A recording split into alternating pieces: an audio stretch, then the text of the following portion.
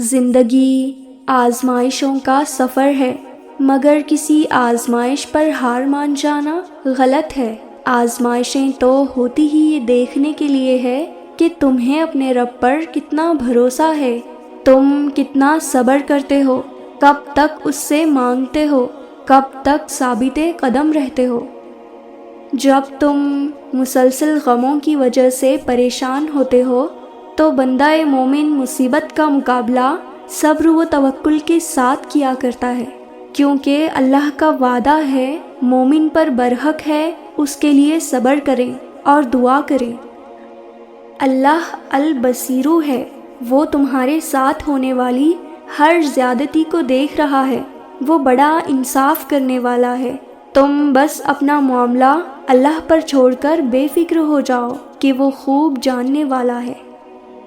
قرآن پاک میں اللہ پاک فرماتا ہے، اور جو لوگ خوف اور امید کے ساتھ اللہ کو پکارتے ہیں وہی اللہ کے محسن ہیں، اور بے شک اللہ کی رحمت محسنوں کے قریب ہے، اور تم کچھ بھی نہیں چاہ سکتے مگر جو اللہ کو منظور ہو، اور بے شک اللہ جاننے والا اور حکمت والا ہے، اور وہ جس کو چاہتا ہے اپنی رحمت میں داخل کر لیتا ہے۔ جب کوئی راستہ نظر نہیں آتا تو انسان اپنے رب سے رجوع کرتا ہے اور انسان اپنے رب کے قریب ہو جاتا ہے۔ اسی لیے آزمائش کے وقت اللہ سے شکایت کرنے کی بجائے اپنے بہتر وقت کی دعا کریں اور شکر کریں کہ اس اللہ نے آپ کو اس قابل بھی سمجھا کہ آپ کو کسی آزمائش میں ڈالا جائے۔ جب کوئی چیز جان سے زیادہ بھی پیاری ہو جائے تو اللہ آزماتے ہیں اپنے بندے کو، اور پھر آزمائش شروع ہوتی ہے تاکہ وہ دیکھ سکے کہ بندہ کتنی شدت سے وہ چیز پانا چاہتا ہے۔ اللہ تو چاہتے ہیں بندہ اس سے مانگے، تو تھوڑی سی تکلیف دے کر اپنے بندے کو اپنی طرف لے آتے ہیں، اور بعض دفعہ وہ چیز ہم سے دور کر دی جاتی ہے اور اس میں بندے کی ہی مصلحت ہوتی ہے۔ اس وقت انسان سمجھ نہیں پا رہا ہوتا اور ہم پھر بھی اپنی من چاہی چیز کی طرف ہی بھاگتے ہیں، اور ہم بے سکون ہی تو ہوتے رہتے ہیں جو اللہ کی مصلحت کو سمجھ ہی نہیں پا رہے ہوتے۔ ہمیں وہ چیز چاہیے ہوتی ہے جو ہمارے لیے بہتر ہی نہیں ہوتی، پھر اس کے بدلے میں اللہ ہمیں بہترین سے نوازتے ہیں۔ قرآن خود کہتا ہے کہ پھر وہ تمہاری من پسندیدہ چیز مقرر وقت پر لائے گا اور تم حیران رہ جاؤ گے۔ اللہ چاہے تو کیا نہیں ممکن، اس سے تو کچھ بھی مانگو وہ دے گا، ضرور دے گا، وہی تو دینے والا ہے۔ سب بدل جائے گا، تمہارا وقت، تمہارا یہ تڑپتا ہوا بے سکون سا دل، برستی ہوئی آنکھیں اور زبردستی کی یہ سانسیں، سب بدل جائے گا، بس صبر۔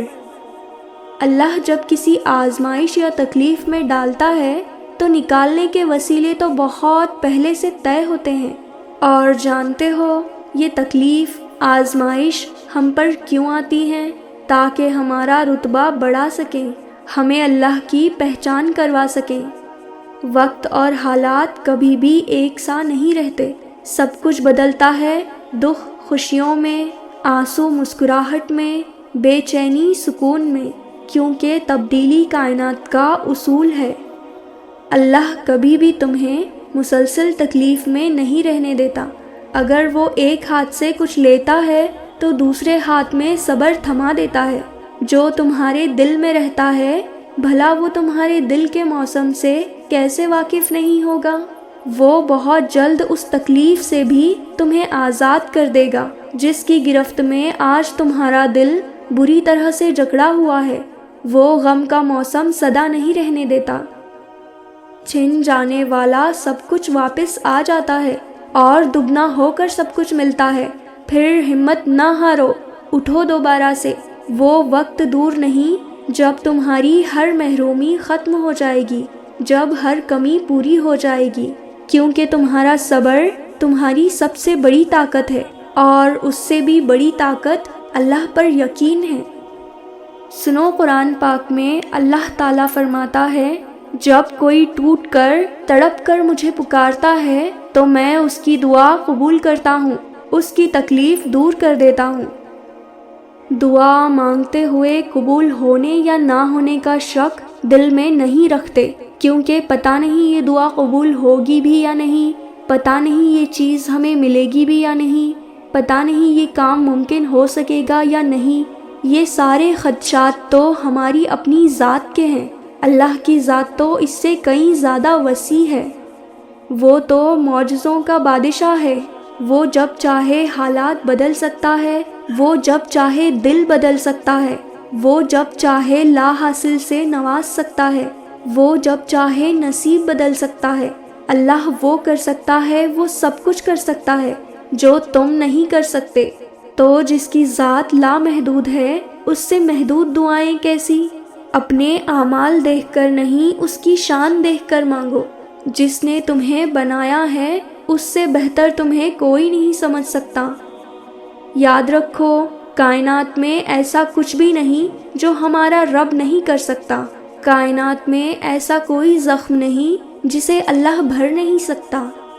تمہاری دعائیں کن فیکن کا سفر ضرور طے کریں گی، تمہیں بس اپنے دل پر صبر کی مہر لگانی ہے۔ اس دل کو مایوسی اور نا امیدی سے آزاد کرنا ہے، اس رب پر کامل یقین کرنا ہے۔ بے شک وہ ہر چیز پر قادر و مطلق ہے۔